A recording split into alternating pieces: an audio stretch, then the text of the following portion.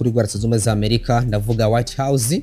President Donald Trump yarakoze ikiganiro kubamenyesha makuru aho rero yakawishura ibibazo byamenyesha makuru kubijyanye n'intambara barimo mu gihugu ca Iran. Yagarutse kuri vyinshi natwe tuza kugaruka ko, ariko rero mu vyatangaje abatari bake nuko Donald Trump yemeje igihugu ca Iran ari igihugu koko kabisa agikomeye cyane mu bijyanye n'intambara. N'ibintu yavuze ati Iran buriya ni igihugu kigoye kandi bigoye kwinjira ku butaka kuko we yabise ngo nabantu babi, ati kuko biragoye kwinjira ku butaka bw'ico gihugu ca Iran. Yongera atanga kandi umuco kubijanye n'itogwa ry'umusirikare Karl yani w'umukoronel yari rero yaguye muri ico gihugu ca Iran.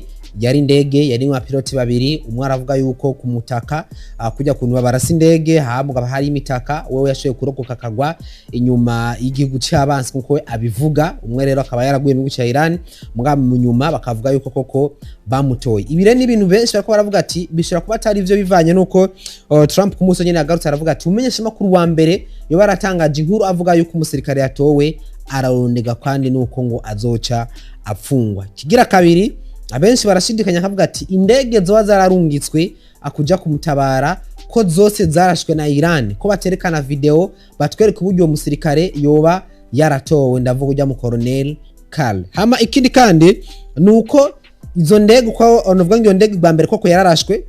Hama ikigira kabiri nuko n'indege zarungitswe kuja kumutabara zarungitswe amakajugujugu, ariko mganuko ku munsi w'ejo Donald Trump yemeje yuko harungitswe indege zigera kwijana na 55 za gisirikare muri iyo operation kuja gutabara umusirikare umukoronel Karl yari yaguye mu gihugu ca Iran kwiraswa ry'indege ya Amerika yarashwe n'igihugu ca Iran. Indege 155 nizo zashoboye kugenda gutabara ujya musirikare.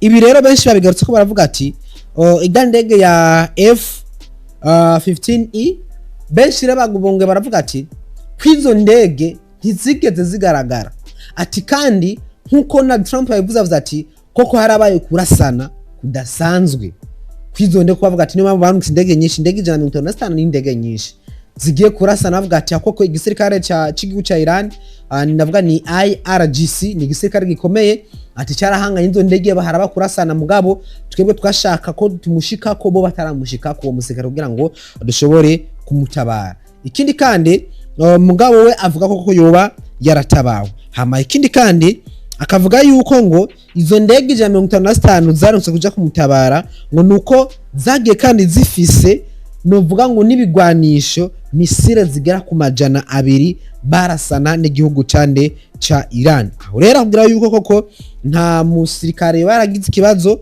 muri abo bari bagiye gutabara, ahubwo bakavuga ko rero uwo musirikare basanze akomeye, ndavuga kandi bari bagiye gutabara basanze yakomeretse. Ikindi kandi avuga ko yarasigaranye pistola yonyene yo kwigwana, avuga ati koko niba mfata kabisa ndigwanaho. Ko twaragarutse ku munsi turavuga yuko abasirikare abakeshe abankaba babagenda baraha udutuntu tekinike, twaravuze ikintu cyitwa saya bakoresha, bakavuga ati wewe koko n'indege niyamara kugira ikibazo ko ruguye mu gihugu cy'abansi cyambere tuza kwiga uburyo ushobora kwivura kwiha ubuvuzi bw'ibanze, kubera ko ushobora kugwa ahantu habi ugakomereka, hama rero ukamenya uburyo wihuvuzi bw'ibanze. Kugira kabiri uburyo ushobora kwinyegeza abansi batagushika ko twebwe tarabushika ko tuje kugutabara. Gira kane nuburyo ushobora gutanga amakuru y'ahantu uri, kandi amakuru kuratanga ku buryo abansi badashobora gutrackinga, badashobora kumenya wewe ahantu uri, ahubwo gusa abakene kubimenya ari abantu baje kugutabara.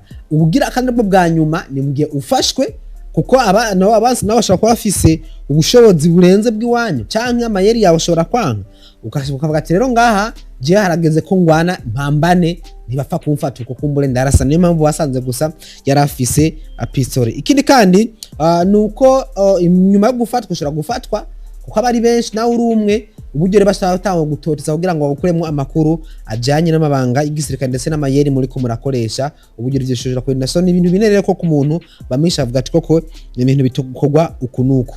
Novuga ngo rero ngaha tugarutse rero uburyo umusirikare yatowe, amakuru ahari mashasha ubu avuga yuko icambere hoba harakoze yanovuga ngo ikigo cy'iperereza CIA cyo muri Amerika cyakoze mu kazi rero katoroshe kuko ni igenekerezo rya gatatu kuno kwezi wa 2023 rero aho abanyamerika koko bari bakiriye nkuru mbi ivuga y'uwo musirikare koko yaguye. Ndavuga rero kuri ya ndege barimwo ya F-15E Strike Eagle, novuga ngo iyo ndege ko niko yitwa, novuga ngo yarasiwe, novuga ngo amajepfo, novuga ngo mu buseruko bwa kino gihugu cande ca Iran uwo munsi. Hama umusirikare komoko kaba yaracitse mugabo wundi ko kaba yari yagumye ngaho. Hama rero urugendo novuga ngo ibikorwa vyo kumutabara nkuko mubona ku masanamu jyani iyo ndege hari mu misozi kabisa.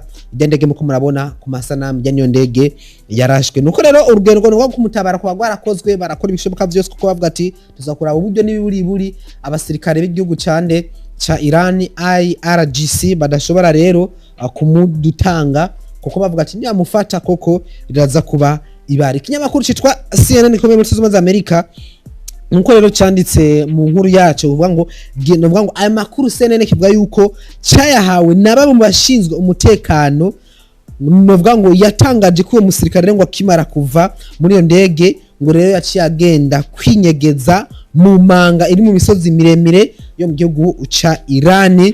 Hama akaba yarakoresha rero ibijyanye no gutuma tumanako kugira ngo rero abasirikare ba IRGC bagira igisirikare cy'igihugu ca Iran badashobora akumufata. Nkuko rero amakuru akomeza abivuga ngo rero urwego rwa Leta Zunze Amerika rujejwe iperereza CIA ngo niko rero rwamenye ubwa mbere ahantu umusirikare yari yinyegeje. Hama cyo bimenyesha rero ubuyobozi bukuru bw'igisirikare kugira ngo rero butanguze ibikorwa byo kumukura mu gihugu ca Iran byihuse. Iyo televiziyo kandi navuga ngo CNN ikaba yatangaje rero ngo ko mu rwego navuga ngo bwo kuyobya canke kuburagiza nimeze ko mukomana nawe kugira ngo kuko abantu barashobora kubwira amakuru mugabo kugira bakuyovye kabisa amakuru nkuko CNN ivuga ngo rero mu rwego rwo kuyovya igisirikare ca Iran IRGC yatanguye rero ngo kwiragiza ibihuha iterane vuga kuri uwo musirikare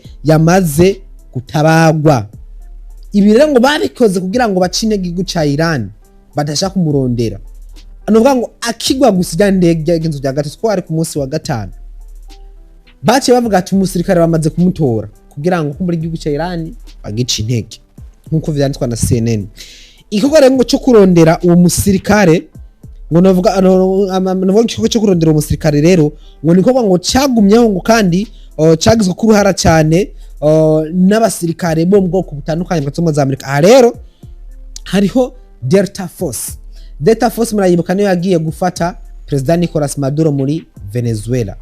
Delta Force iri mu bantu bakoze kuko cyane byo kuja kutabara ujya musirikare. Kigira kabiri harimo rero navuga ngo kwa gatandatu naho nyene hakaba haciye ahagenda Navy SEAL navuga ngo nabo mu rwego rw'iperereza CIA. Navy SEAL nabonye ni gisirikare cya Amerika ndetse CIA nabonye nakaba abasirikare batobwe navuga ngo baramenyerezwe cyane bijanye n'iperereza ndetse baba bafise kuko n'imyimenyerezo navuga ngo girante yo rwego rwo gutabara nayo nyene. Navuga ngo mwumve Delta Force, Navy SEAL, CIA akaro bagiye kuko gutabara navuga ngo uno musirikare indege ya 55 misile ibigwanisho bigera ku majana 2 arivyo vyagiye. Harero abajejwe umutekano muri Leta Zunze Amerika bavuze ko rero indege zibiri navuga ngo zimusanga ziremeka ibintu zikorera ibintu, ndavuga ni Mark Swatch 1330J arizo rero ngo zajanye arizo zatwaye abo bakomando mu bikorwa byo kumutabara ngo kandi rero bavuga ati koko bari biteze yuko ari kintu koko bashobora gukora kuko zari zamaje kuko bari bamaze kwabwa amakuru na CIA nuko bari bamaze kumubona ahantu yari yinyegeje. Rero ngo ubwo abo bakomando rero abanyamerika bari bageze ngo hafi rero umusirikare aho yari yinyegeje, nuvuga ngo bari barinzwe rero n'indege z'intambara zagenda rero zirarasa kugira ngo abasirikare ba IRGC igisirikare ca Iran rero ngo batamushikako imbere yuko nabo shikako. President Donald Trump akaba rero yatangaje ko umusirikare rero yakuwe muri Iran yakomeretse cyane, akaba rero yaramushimiye amugira intwari, akaba rero ngo baciye bamutwara mwijoro nyene gikorwa cyabaye mwijoro bakaba baciye bamutwara mu bitaro kuvurirwa mu gihugu cande ca Kuwait naciye agenda kuvurirwa no musirikare w'umunyamerika nyuma yo gutorwa. Rero Trump ku munsi w'ejo niwe yagarutse ko aravuga ati koko Irani ni igihugu koko c'igihanga mu bijanye n'intambara, nawe avuga yuko koko igihugu ca Irani atari igihugu koko co gupfa akwitorera, no ngo atari gupfa akwikorera ko. Nuko rero ivyo rero akaba ari ibintu koko vyagaswe ko muri White House ku munsi w'ejo, kuko ni ikiganiro habajwe ibibazo vyinshi kujanye n'intambara, ati mbega koko nkuko bitwemerera intambara wayirangije canke bimeze gute. Aravuga ati intambara tukigwana mugabo imisi yo natanze ikaba yamaze kurangira no munsi wa kabiri, tukaba twiteze rero kuraba mbega Leta za Amerika ivyo yavuze kitangura gutera ibitero kuri Irani mu bijanye novuga ngo ntumbero yabo yuko bokora igikorwa cyo novuga ngo cyo kugarukana umuhora wa Hormuz kugira bawukure mu maboko ya Irani. Mbega birakogwa birakunda kurasa novuga ngo kuma water desalination plants asanzwe novuga ngo hatunganya ibijanye n'amazi, birakogwa byaye n'ibiraro vy'imigenderanire ya Irani n'ibindi bihugu ndetse no hagati. Byo birakogwa. Irani akavuga yuko byo bikozwe ari uguca bagirante nabo batangura kurasa mu bihugu by'Abarabu ndetse n'agiye bihugu bifitanye amasezerano na Leta zunze ubumwe za Amerika. Igihugu ca Irani kibicije ku mushikiranganje w'Irani makungu bavuga yuko ati ibijanye n'ibiganiro na Leta zunze ubumwe za Amerika nibisanzwe, ata mugabo si ngombwa yuko biherekezwa n'ibintu bijanye n'ibihano canke ibintu bijanye n'amategeko akakaye, kandi ivyo vyose ntibiherekezwa n'iki n'iterabwoba nkuko Leta za Amerika kirabikora. Ati oya ahubwo ni ibintu bikogwa bikagenda bukebwe. Ikindi kandi Trump agarutse mu kiganiro akoze na menshi makuru ku munsi w'ejo muri White House, akavuza yuko ari ibigo byinshi koko bitamufashije. Aravuga yuko ngo ahagaragaza, aravuga ati uretse igihugu ca NATO nako uretse unovuga ngo umuryango wa OTAN ariyo NATO, ati meme n'igihugu harimo n'igihugu c'Ubuyapani nta kintu kimwe kiradufasha, cyo kimwe n'igihugu ca Australia ntaco kiradufasha, harimo na Korea yepfo nta kintu baradufasha. Ati muganagira ndababwire ikintu, woni Trump yavuze ati si OTAN yonyene canke natadufashije, ati igihugu c'Ubuyapani nta kintu kimwe cyadufashije, igihugu ca Australia nta kintu kimwe kiradufasha, harimo n'igihugu ca Korea nta kintu kiradufasha. Ati muganagira ndababwire ikintu, dufise abasirikare bacu 50 bari mu gihugu c'Ubuyapani, hakaba hari 45 mu gihugu ca Korea yepfo. Ati Korea yepfo vyose twabazeho kugira ngo dushore kubarinda umutekano wande wa Kim Jong Un wa Korea ya guruguru. Ati ariko ubu rero Korea ya ruguru dufitanye imigenderanire myiza. Ati jewe Kim Jong Un amvuga neza, kare yarafitanye imigenderanire myiza mu za Amerika kubera perezida yaratwara Leta za Amerika Joe Biden. Ati bure Korea ya ruguru twa dufitanye imigenderanire myiza. Korea yepfo mwase kumfasha mino ntambara, abasirikare baje 15 kabari mico gihugu kugira ngo dushobore gufashanya. Ati mugabo ndayibutse yuko Korea ya ruguru twebwe dufitanye imigenderanire myiza no muzi. Ati Kim Jong Un amvuga neza. Ibire ni ibintu benshi bagaritse ko bavuga ati ni question mark, bavuga ati koko Leta za Amerika biragenda gute.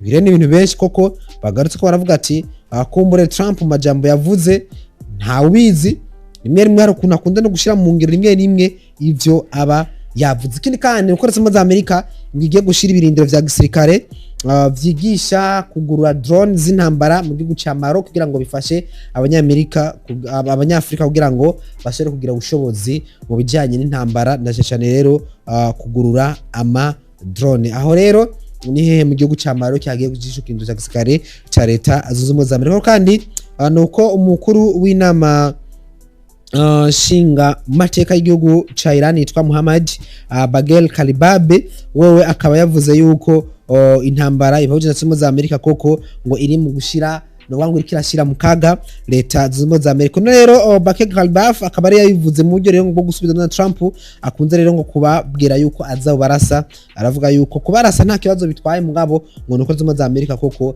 bazoba ariko barishira mu kaga. Ibijanye rero kuvuga ngo Iran koko ni reka tugaruke ko rero Donald Trump ngomera ku masanamu hari ku munsi w'ejo ngo twayivuze, yavuze ati igihugu ca Iran ni igihugu gifise ngo Leta yubatse ukuntu, aratangazwa n'uburyo abene gihugu bari nyuma ya Leta.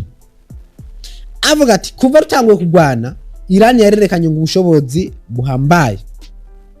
Aravuga ati ibijyanye no kuja ku butaka bw'ico gihugu ca Iran, aravuga ati nivyoroshe. Ati Iran buriya ntiworoshe mu bijanye n'intambara. Abenshi bamuna yuko koko Leta za Amerika vyo bisa nkaho inguvu ziriko ziracika zijanye no kuja kugwana mu gihugu ca Iran. Kuko twavuze ko yarungitse na division 42 ndavuga 82nd Airborne Division kugira ngo bagende abasirikare bagera ku 3500 ndetse vyavuga yuko ndetse ataza kurungika abasirikare bagera ku 10,000 kugira ngo baje kugwana. Ati none atangavuga yuko Iran itoroshe, kumbure ashaka no kubajisha kugira ngo Iran nabo bashira gati mu ginyo hama mu nyuma kabarasa, kumbure nawe nyine amaze kubona ubushobozi bw'igice Iran mugabo atariko baravuga ati Iran muri irakaze. Uravye indege z'intambara za Amerika ubwato bamaze kurasa, indege amaze ko babatinya, Iran kazirasa atakintu na kimwe. Ati rero ibi ni ibintu koko bavuga ati Iran buriya nabo nyene sabantu bato. Rero kumbereka turindire ibijanye n'ino ntambara yo muri leta zunze ubumwe za Amerika, navuga ngo bariko baragwana n'icyo na kino gihugu cande ca Iran.